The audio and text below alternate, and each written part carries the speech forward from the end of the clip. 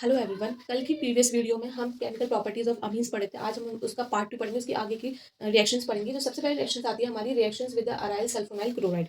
Aryl sulfonyl chloride के साथ हम रिएक्शन करवाएंगे। तो कैसे, मैंने क्या लिया है, benzene sulfonyl chloride which is called the Hinsberg reagent.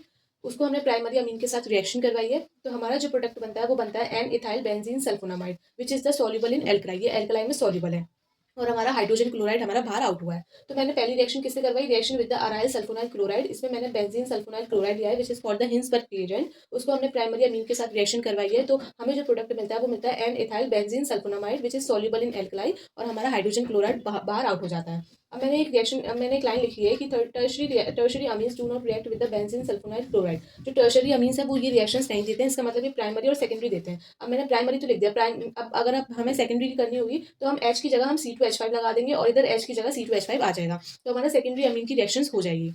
अब जो रिएक्शन आती है वो आती है हमारी ब्रोमिनेशन। ब्रोमिनेशन में हम एनिलिन लेंगे, एनिलिन, उसके बाद हम 3Br2 मतलब ब्रोमीन के साथ रिएक्शन करवाएंगे in the presence of Br2 और H2O वाटर। तो हमारा जो प्रोडक्ट बनता है वो 2,4,6 ट्राई ब्रोमोफिनॉल मिलता है और H हमारा बाहर आउट हो जाता है। तो this reaction is also important. Next जो रिएक्शन आती है वो आती है हमारी, हम एनिलीन लेंगे, एनिलीन को हम पेरिडिन में रिएक्शन करवाएंगे CH3CO का whole twice O which has the formula of pyridine. तो उसके बाद हमारा जो बनेगा वो एनिलीन का ही प्रोडक्ट बनेगा। फिर उसके बाद हम Br2 की प्रेजेंस में CH3COOS के साथ रिएक्शन करवाएंगे which is called acidic acid. तो हमारा जो प्रोडक्ट बनेगा वो मेजर प्रोडक्ट बनेगा पैरा ब्रोमो एनिलीन।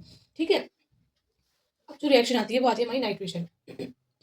नाइट्रेशन में हम एनिलीन लेंगे, एनिलीन को हम HNO3H2SO4 288 केल्विन पे हम रिएक्शन करवाएंगे। तो हमारा जो तीन प्रोडक्ट बनते हैं हमारे, para nitro aniline, Meta nitro aniline और ऑर्थो नाइट्रो एनिलीन। और जो सबसे जो मेजर प्रोडक्ट होता है वो होता है हमारा पैरा नाइट्रो एनिलीन। ठीक है। अब जो फोर्थ रिएक्शन आती है, लास्ट रिएक्शन आती है हमारी सल्फोनेशन। सल्फोनेशन में हम एनिलीन लेंगे, उसको हम कंसंट्रेटेड H2SO4 के साथ रिएक्शन करवाएंगे। अगर जहाँ पे भी आपको जिसकी ब्रोमिनेशन लिखा हो तो हम ब्रोमीन से रिएक्शन करवाएंगे। अगर नाइट्रेशन लिखा हो तो NO2 से रिएक्शन करवाएंगे। अगर सल्फोनेशन लिखा हो तो H2SO4 के साथ रिएक्शन करवाएंगे। तो सल्फोनेशन में हम देखेंगे कि एनिलीन लेंगे, उसको हम कंसंट्रेटेड H2SO4 के साथ रिएक्शन करवाएंगे। तो हमारा जो प्रोडक्ट बनता है वो बनता है एनिलीन हाइड्रोजन सल्फेट। अब एनिलीन हाइड्रोजन सल्फेट बन गया, फिर उसके बाद हम 473 केल्विन पे हम उसकी रिएक्शन करवाएंगे। तो हमारा जो प्रोडक्ट बनता है वो सल्फोनिलिक एसिड बन जाता है। और उसके बाद अगर हम रिवर्स भी रिएक्शन करवाते हैं फिर उसके बाद हमारा ये बनता है zwitter ion which is very important. Sulphonation process में ये काफी इंपॉर्टेंट है ज्यूटर आयन। तो आप ज्यूटर आयन का फॉर्मुला जरूर याद रखिएगा। So this is the chemical properties of the amines. Stay tuned to my YouTube channel.